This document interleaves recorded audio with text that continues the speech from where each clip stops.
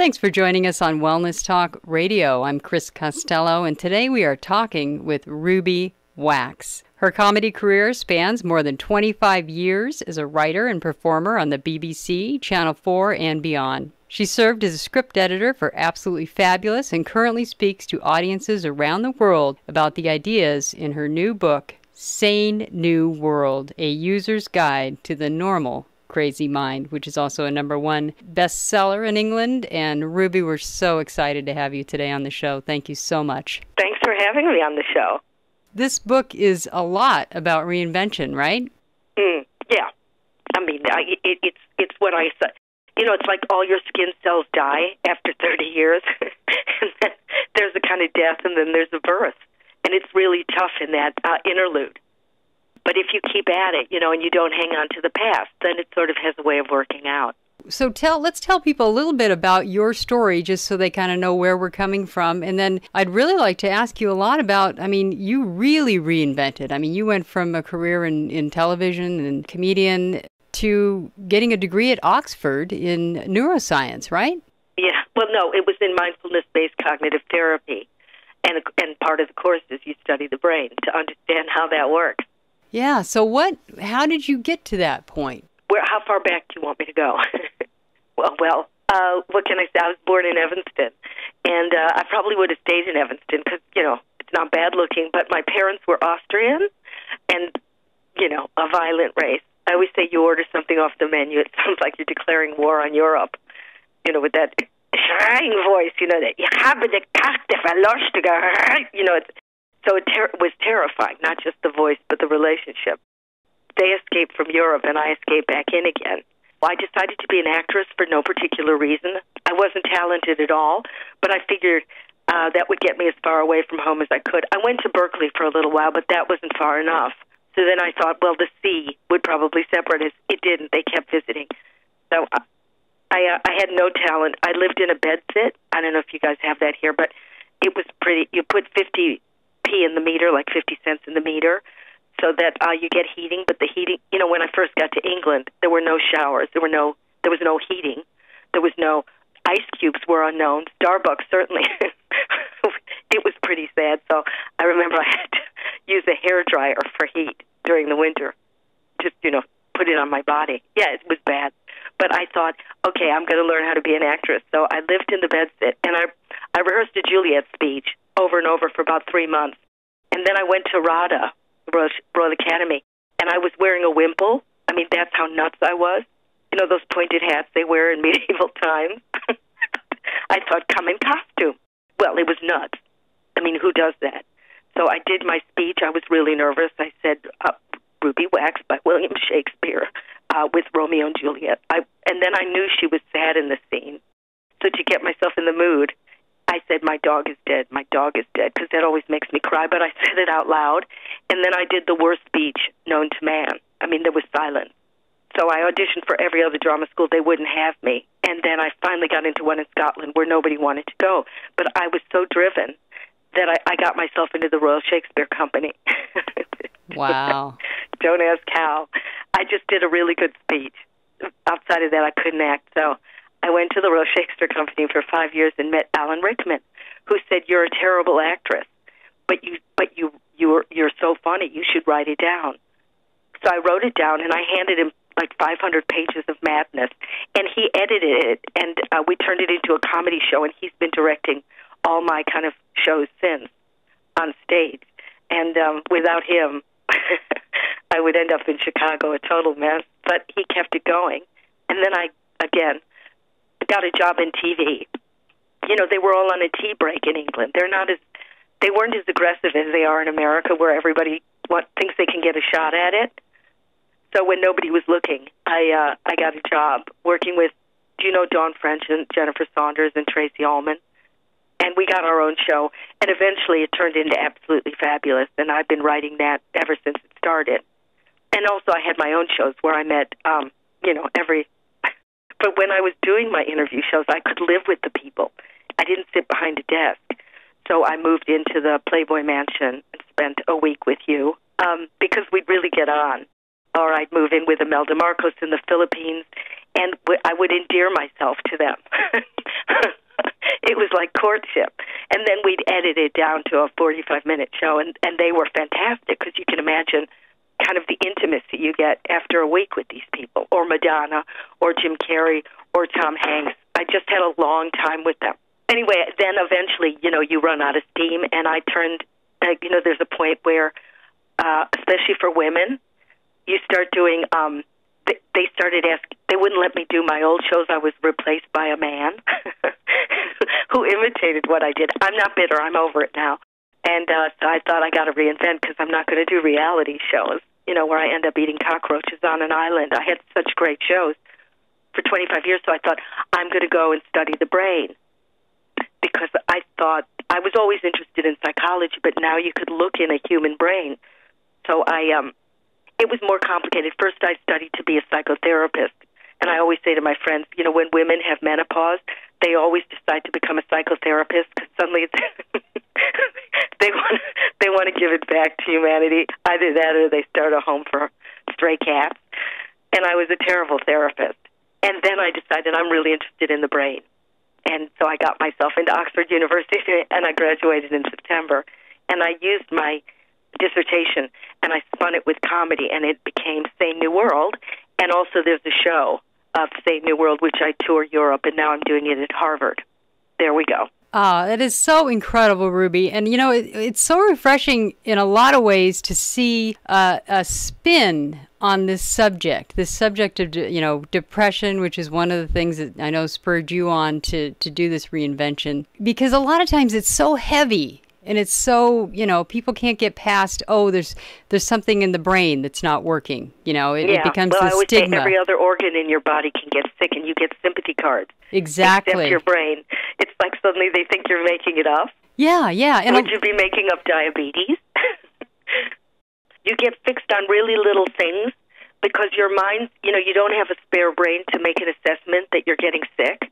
You'd know you broke your leg, but when your brain starts to become ill, you're the last person to know. Right. And I bought 150 blue and white striped cushions, and then, of course, when I got the cushions and you couldn't get in my house anymore, I had to call the fire department to break in from the blue and white striped cushions. Then I started getting obsessed with lampshades. There you go. Okay. Yeah, but that's not the sickness. We don't want people who don't have it to think that's depression. Depression is not a bad hair day or you're sad. You're like a block of cement, and it feels like hibernation, but you can't wake up. Right. People always say, does it help being a comedian? I go, read my lips, sweetheart. Your insides don't know what your outside does for a living. It's like saying, do all weather girls have shingles? Don't humiliate me. There's enough shame with this disease already. Right, and what most people don't understand is the crux of it is a biological, chemical reaction. Every time you do, everything you do, every mood is caused by either hormones or the chemicals in your brain or the neural. Nothing is up to you. There's a big piece of machinery below your neck that's really running the show. Right. When it breaks down, it really breaks down. You wouldn't say to somebody with Alzheimer's, come on, get out of it. Remember where the keys are. There is something that's going on. You don't know, you're not aware when one cell starts dividing into 2 into 3. It's not your imagination. You've got cancer. So it's the same with mental illness. It isn't because you decided, should I play golf or should I have a depression? Right. But can I just say what the depression, which I left out in when I was telling you what happened, that was an accident of how that changed my career. But I was outed by accident. I wouldn't have told anybody I had depression because, if you're not being carpet bombed or you don't live, in poverty, of course, then people say, oh, please, perk up, like I didn't think of that one. So I never mentioned it. And also, good luck keeping a job, if they hear you're mentally ill. So a mental health charity asked if they could take a photo of me to put in one of their handouts. And I thought it was going to be small and innocuous, but there were suddenly giant posters of me all over London, of my face, saying 1 in 4 people have mental illness, 1 in 5 people have dandruff. Get this one, I have both. I didn't write that. And so suddenly it was all over the place. So I decided I'll never get over that. I'd write a show and make that look like it was my publicity poster. And that's how this started. I wouldn't have written a show. By the way, the show is not the book. The book is much later on. But the original show 7 years ago that Rickman did direct was called Losing It. And I took it to mental institutions where I checked it out, and I always say the bipolars used to say, I laughed, I cried. But I really was in there, and these were my people. And so when they laughed, I really knew I had something. I can't imagine that moment. I mean, when you saw that must have been like, wait a minute. Oh, sometimes they were wheeled in, and you thought, oh, well, they're unconscious because they'd have tubes in their nose. And gradually, when I kept talking, they defrosted, and then we'd have a discussion, and they asked unbelievable questions. And the deal was, of course, I didn't get paid, but I got to stay over. I know this is going to be weird to a lot of people in their, their facilities, and I got to listen into their conversations in the smoking room, and those conversations are fantastic. And I just feel really close to, obviously not full psychotics, but people who have depression. We speak the same language, and we're the only ones that know. We're not making it up. So it's almost a relief. There's no cocktail chatter. So much of the brain, I think, is when you have symptoms of depression, things like that, very similar to things like strokes. I mean, I've interviewed a lot of people that have gone through stroke, and often there's that same feeling of having something that just won't quite work, no matter what you do. It's subtle, isn't it? It's subtle, because I remember the last time, I haven't had it for 7 years, but I sat on a chair 7 years ago, and to take a shower was unimaginable. I can stand on a stage okay in front of 1,000 people, but getting up and trying to getting up and make, you'd look at a menu and it would be impossible to make a decision. And the guy would go, "Are you okay?" And you're thinking inside your brain, "I'm insane. Can't you see that?" But they don't. And then you'd find yourself suddenly on a bus, and then I'd find myself in a flower shop. I don't know how I got there. I found myself at a charity event that was for Save the Puffin. I can't make that one up. Save the Puffin. That's where I found myself. And I had to do an acceptance speech. Save the Puffin. That'll be much more politically correct. So I feel good for you there. Well, the next poster is for Sane New World, which is it's a picture of me holding a brain. It's more stylish than the Puffin. Yeah, I like that. And the brain is so fascinating. I mean, I know. And the terror, the fear, and the shame of it exasperates it. What happens is we get real busy to show the world we're okay because it's so, nothing's changed. You don't have any lumps or broken bones. So that's what I meant. You get busy until you're, eventually you're not making sense. You're just gabbling. Another thing that was very fascinating in Sane New World, Ruby, was you actually have had a lot of times, it sounds like, where you've been in the midst of a depression, but you still performed amazingly. I mean, nobody on the other side would have known. The thing about this illness is you can't remember. You can't remember. There was let me help you remember. There was a BBC World Service talk about depression. Oh, no, that I remember, yeah. Yeah, I know. How ironic. How do you do that? No, that I remember. You couldn't really do a full show if you were really in that state. Can you imagine? But what happened was I was in an institution. This is the 7 years ago one. And I had just gotten a job working on a BBC internet site called Ruby's Room, where I'd have a different somebody with a different pathology come to my house every week. They'd knock on the door, and they'd be either schizophrenic or ADHD or OCD or whatever. And they'd come in my house. I'd make them tea, and my cat would be running around and my kids, but we would have a conversation. That always was interesting, by the way. And then suddenly, at the end of it, you would see what the symptoms were, and then where to go. So that was the end of the show. You'd get it. You'd understand. And that was every week. So my first guest was somebody with depression. By then, I had already had depression, and I was in an institution, but I didn't want to lose my job because I got to make a living, and also the humiliation. So I made my husband come to the institution. I got all dressed up. I'd been in pajamas for a few months, and all the people in the institution said, "Are you crazy?" Which is really a great review from crazy people. And they said, this is impossible. So I went to my house. My husband picked me up. I interviewed a person who had depression, and I could see them looking at me and thinking, she's crazier than I am, because your eyes go dead. It looks like a dead animal. And I could see them going, wait a minute, she's sicker than I am. I finished the interview with sweat running down my face, and, of course, other people don't really notice it. And then after the interview, my husband drove me back to the institution. I mean, how nuts is that? Wow. That is amazing. It really is. Yeah. There's nothing else to say after that one. But I haven't had it for 7 years, except in the middle of writing the book. I could feel the oncoming of it, but so I started to write a chapter in the book while I was in it, and you can see a mind unraveling. Of course, the rest of it is comedy. But because bully for me, it just might have worked for me. I've been practicing mindfulness. The reason I went to Oxford is I'm fascinated with if the chemicals and the hormones are running the show, and of course I got my show and my book discussed, that we are run by this stuff. Like adrenaline, that's my drug of choice. Sometimes I say in it, I call a taxi to take me to the airport, and when it gets to my house, then I start packing. And we get addicted to our own chemicals. It's just like having a cigarette or a drug. So I create situations to create stress. Well, eventually stress will burn you out. So I thought there must be a way we can, we have this magnificent brain. We must be able to control it or at least regulate it. And mindfulness and cognitive-based therapy did have the best results. That's the only reason I did them. Otherwise, I would have hugged a tree.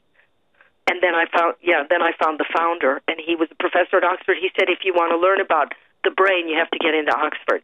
And, I have the adrenaline, which works in a really good way, but then you tip over. It tips you. You burn out really quickly. So I thought, I'm going to study this.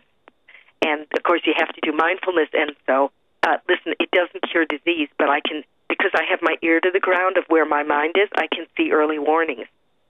I always think an animal before an earthquake comes, I can hear the signs, which I never could before. Right, and that's so critical to avoid that terrible, serious crash of what this can do. Yeah. You're listening to Wellness Talk Radio. We're talking with Ruby Wax, author of the #1 best-selling book, Sane New World, A User's Guide to the Normal Crazy Mind. So, Ruby, I'm curious just exactly what you mean by mindfulness. Well, when I first went to Oxford, I didn't even tell my friends I was studying something called mindfulness. It's an unfortunate word. So I just mumbled something about neuroscience. But then 2 years later, it became the zeitgeist. Not because it's a fad, but because the empirical evidence is so strong. And, of course, thank you for brain scanning. You can look in and see the results of practicing mindfulness. And here's what people really find appalling is that they have to do it continuously. But you don't get I keep saying you don't get a six-pack with one sit-up. Everybody wants the magic pill. And, when I got to England, people weren't even brushing their teeth. And now everybody's in a gym. And if you don't exercise, it goes flabby. So mindfulness isn't that difficult.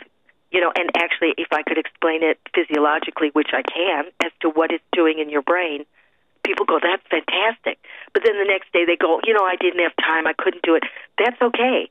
But just know that it's real human nature for us to give ourselves the whipping. We get stressed about stress. So it's a typical thing of humans to go, God, I screwed up, I didn't do it. And you go, listen, if you're giving yourself a hard time, walk away. Don't do it. Because part of it is to learn not to give yourself a hard time, to really understand that underneath our scalps, we all share the same plumbing. And we have to live with all these glitches that human beings have and not give ourselves a hard time. Just understand, well, that's the mission. That's how we work. Yeah, and it's very liberating when you do start looking at it as a science. Ruby, real quick, let's go back if we can to mindfulness. Do you mean like meditation, or what exactly are you describing there? Yeah, well, mindfulness was stolen from meditation. It doesn't have to do with any dogma or any religion. It's simply learning how to pay attention to what's going on in your mind. And most of us can't stomach that, so that's why we get real busy. I mean, you check the weather outside, so now you check the weather inside. And gradually, and it's a little more complicated, when you do have the discipline to say, okay, I'm looking in, it's a mess. I'm getting all those critical thoughts, I could have, I shouldn't, I didn't. It's to understand that we're in the full fight and flight mode, and there's a lot of reasons why we're in that. But if you stand back and don't get captured by every thought and obey them, like, and they're ridiculous things, worry about Ebola, cook a chicken, find a dog food, change the lampshade, buy blue and white cushions. If you learn to really sit back and watch them, you start to get the idea that thoughts aren't really facts, that they're, it's part of the human, ticker tape that goes through. And it's like breaking a habit. Every time you obey one of those commands, you're giving into this brain that there's a reason why it gives you an endless list, but you don't have to do everything. Now, the only way to do that, otherwise you'll get carried in the story again, and the bad news about that is it leads to rumination. Why didn't that guy call me back? He said he loved me so much. It's my mother's fault. Why did my mother do that? Maybe it's because I'm eating broccoli or I'm not, the stories are endless that we tell ourselves to understand there will never be an answer. It's called rumination. When our brains are really alarmed, and they're teaching kids in school, understand your brain. You understand the engine of your car, understand a little bit about how your brain works. We live in a culture where we're on high alarm, and the stress is really continuous. Okay? So the amygdala is an alarm bell we have in our brain, which sends out all this cortisol and adrenaline. But we live in a culture where we know everything going on, and we perceive danger because we hear about the news 20,000 miles away, but our brain can't tell the difference if the threat is behind us or it's halfway around the world. So you're in a state of alarm. If you send your focus, right, when you really notice your mind is a mess, to one of your senses, like, and you know what those are, touch, taste, sound, whatever. As soon as your brain focuses, you're activating another part of your brain called the insula. Now, you can't have the amygdala on and the insula at the same time. You're either gabbling, thinking, or you're sensing. So people will say, oh, yeah, I understand how it works. The problem is you can't just do it once. If you sit for a minute a day, and when you notice the mind is going nuts, you simply just, track your breathing or feel your feet on the floor just for a minute. It lowers the cortisol. And every time you do it, it's like a mental sit-up. That insula, which is, everybody has one. It's when you have a stomach ache or your heart is broken. It's connected to the senses. It gets more and more buff, just like a muscle. You can see it in a brain scanner. The stronger it gets, the more you have an anchor that when those, I can't, I should have, I didn't, I screwed up, it gets stronger and stronger so you can pull focus to a sense. The voices are still there, the thoughts, but they're less prevalent. They're more in the background. So when you feel them coming in before an exam, this is good for kids, and they get those, I can't, I shouldn't, I didn't. If they cool their cortisol down and really maybe focus on, if they listen to sound, any sense, if you plug into it, the cortisol comes down and it becomes a new habit. And as I say, because every day I check in a little bit, where's my mind? What am I thinking? You sort of notice the quality. You don't have to do it all day, just for a minute. As soon as you pay attention, the cortisol, the adrenaline go down. So now you're self-regulating. I know when I'm getting hysterical. I know when the blue cushions are starting. I still have the urge to do it, but I sort of notice it. And noticing is everything. Awareness of what you're doing is everything. And the idea isn't, I'm going to sit in a closet and light a candle, is if you can cool yourself down, the next person cools himself down, because we work like neural Wi-Fi. If I was really nervous on the phone now, you'd get really nervous. And so it has a ripple effect.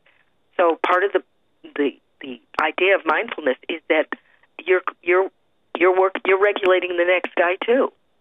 If I'm open and I'm empathetic to you, believe me, it'll come back to me too.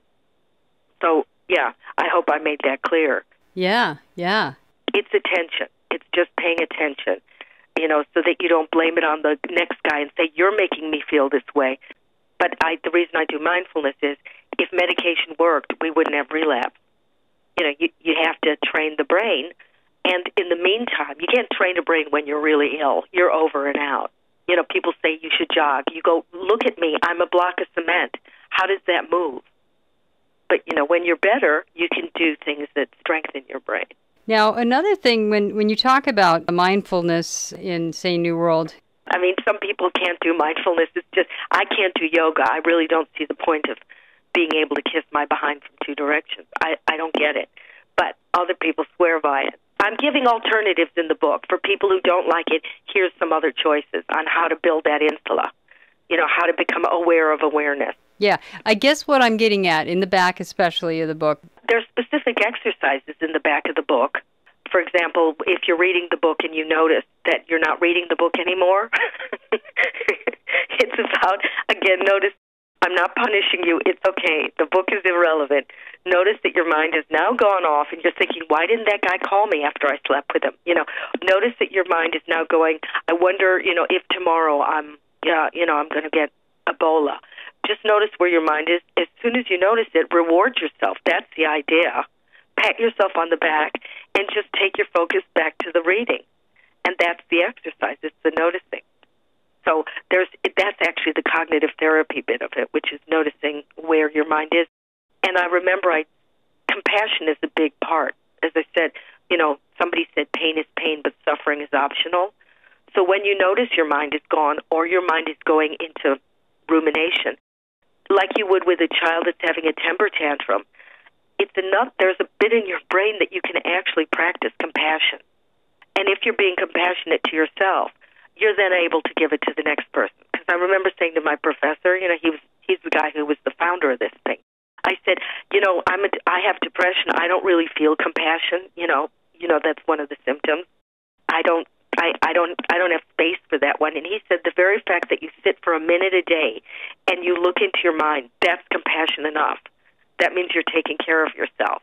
So I kind of got it. I don't have to feel love or send a Valentine's Day card, but the fact that I actually bother to lower my heartbeat, and I'm trying not to poison myself with my own chemicals. Now, that doesn't mean I've turned into a vegetable. It means that when I go back to work, I can go much longer and with more energy than other people because I've cleared the red mist. And, again, if you're studying this, you understand that people aren't trying to kill you, you know what I mean? They come with their own luggage. If they're being very aggressive, it might not have to do with you. Again, it's sitting back and saying, these are my thoughts. This is my habit. I always think when people look at me like that, they hate me. They just might have a squint. They just might have a thyroid problem. It's got nothing to do with me. And so I think that's empathy and kind. And Ruby, another one of the things you talk about are alternative suggestions for peace of mind. And I thought those were really helpful. You talk about an anchor, how helpful that can be. My husband really came to the fore when I had depression because I'm so independent, and I'm the alpha. So now he could take care of me. He could drive me to my interviews, and I was helpless. But when I married him because I knew his family had been, soldiers in the trenches. So I figured, well, this guy would be able to deal with this. So when we didn't go down an aisle. We got married in a registry office. We had to walk in the room. It was 10 paces. And in those 10 paces, I told him how old I really was, that I'd been married before, and that I had mental illness. But it was too late for him to bolt. Wow. Yeah. And he just took it easily, right? He took it, yeah. But those exercises about anchoring, I think, again, it's like if you understand that your mind is scattered, and so you don't get busy to avoid it, is an anchor could be, I know this sounds ridiculous, but, whatever it takes to get your heartbeat down. Sometimes people just stroke a cat or look at a photograph, that type of thing. Well, as I said before, awareness is everything. So if a kid is about to take an exam, and he can take his own kind of weather report, like the barometer, he knows his mind is gone. Because the first thing that goes when you're stressed or frightened is your memory. So it's ironic that schools make kids so stressed. Well, their memory is the first thing that goes out the window. If the kid notices it, or you have an interview for a job, you notice it. There may be things that that calm you down in real life. Again, it's awareness is everything. So maybe you just look at a photograph on your computer, of your cat. Who cares? Or you go into the bathroom and, start breathing slowly. But, you can figure out your own anchor. That's actually mindfulness. It's noticing and it's focusing on something that's not the gabbling. It's long as you don't follow the thinking. You'll never come to a conclusion. Never. For an emotional problem, like, why doesn't anybody like me? How come I didn't get invited to the party? There'll never be an answer. And every time you add to the rumination, the cortisol's going up. So you're actually, it's like drinking too much. But as soon as you, let's say, focus on, I don't know, a slide of your holiday and really look at it, or stroke your cat, you can't do it at the office. Or, just focus on the feel of your feet on the ground, because that's again using the insula. That stuff comes down, and then you can take the exam. You'll be much better at it. Sometimes when people are shouting at me, I know this sounds really strange. Usually we get infected and give it to them back again. That's the human condition. We lock antlers.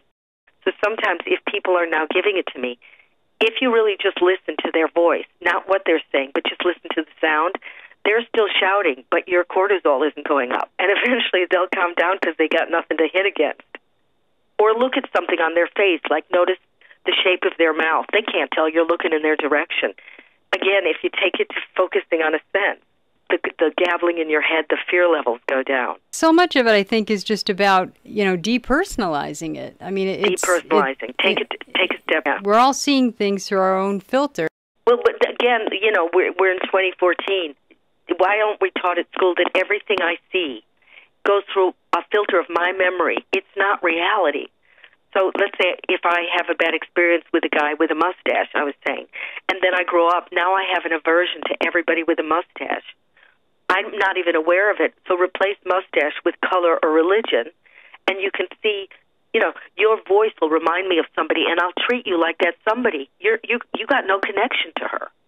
But again, if you're aware, I'll give you a break and go, okay, that's just me. Let's open up the lens and see what she's coming in with.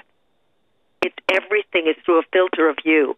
So, to me, madness is when you're rigid. When you go, no, this is reality. To me, that's the definition of being mentally unstable. Mm-hmm. My dad had it. He used to go, when he'd be in a cinema watching a movie or a film, right? Yeah, he'd suddenly go, that's it, I've had enough. As if everybody in the movie theater agreed with him that it was a terrible film. And he'd announce, I'm walking, meaning he's going to, like the actors are going to stop and go, oh, sorry, Mr. Wax, we weren't doing a good enough job. Or he'd have arguments with people until he ground him to the thing. This is the way it is.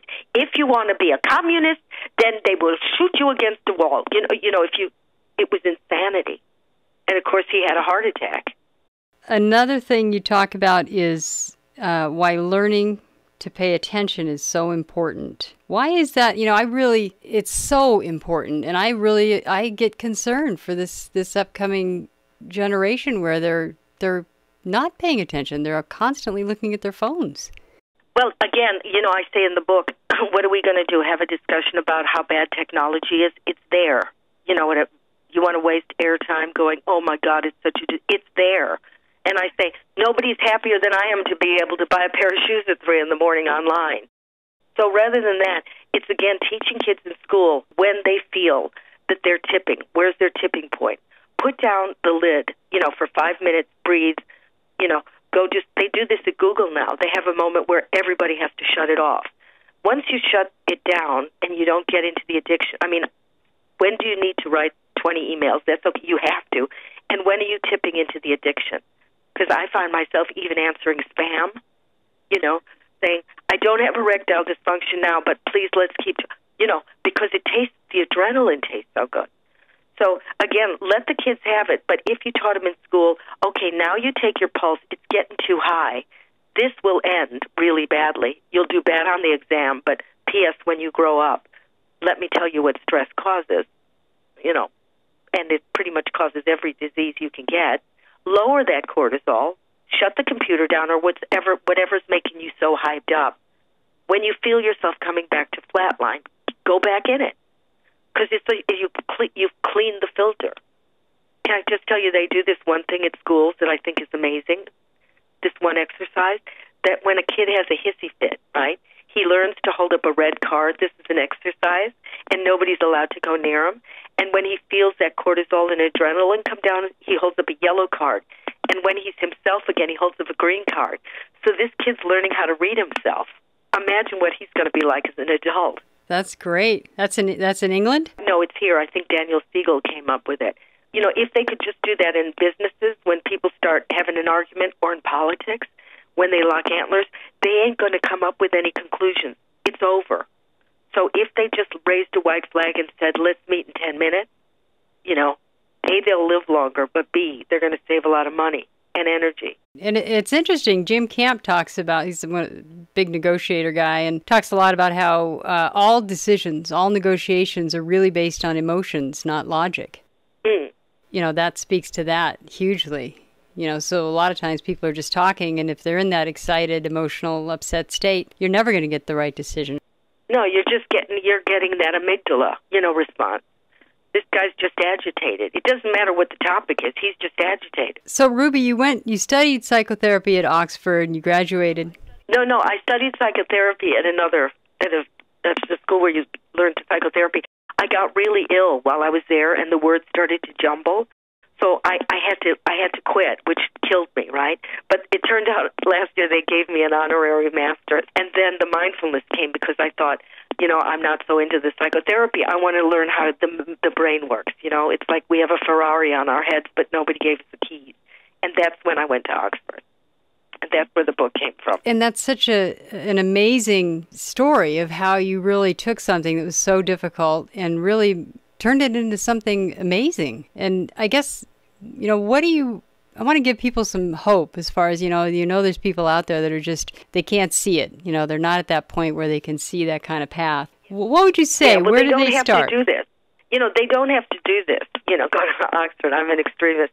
But without being too scientific, and I say this in the book, why this isn't shouted from rooftops or on CNN rather than yet another disaster, which gives us another hit of fear, is that there is a thing, it's in science, you can Google it, called neuroplasticity, which means the brain is always changing. And up until you drop dead, the more you learn, the more you're curious, the more those neurons grow other branches. And then if you have a really dense forest of information, you can grow it yourself. You're really alive. And P.S., your immune system is also up. So you can, you know, a lot of things that may happen in your decline or whatever, you got a little bit more armor. So to understand the brain is always changing. If you use it, if they always say if you don't use it, you lose it. And eventually you just end up on a sofa watching reruns, you know, of Breaking Bad or whatever. Not that I don't like that show, but it really is just do something different. You know, change the way you walk home. Change some of your friends. Change what you eat. I always say learn the tango. If you're old, parachute jump. You know, you're old, what's the worst that can happen? But just break your habits. Just try. You know, dare yourself. If you get into the same rut day in, day out, there's such repercussions. There's such cascades of hormones. You know, dementia does kick in. But also to understand, read when something is stressing you out. If it's kicking in too high, please remember, you're not going to live forever. And stress means something's really going on in your brain. You're doing yourself a lot of damage. Now, listen, we're very resilient. If you have to do it at work, do it. But what happens a lot of times, when you do it at work, you go home and you're still doing it. And then you go on holiday and you're still doing it, and you have to watch videos to remember what the holiday was about. So it's all about learning to pay attention. If you're still working, but you're with your kids, pay attention. The minute you notice it, it changes. Things happen in your brain that start to calm you down. And when you notice it, don't go, oh God, look what I've done again. I've screwed up. I'm a failure. You learn to notice it. Okay, go. Come on, everybody does it. This is the human condition. And gradually, again, the cortisol comes down. Attention is everything. Ruby, we want to thank you so much for joining us today on Wellness Talk Radio. Sane New World is just a great read. I really enjoyed it. And thanks again for being with us today. Thank you.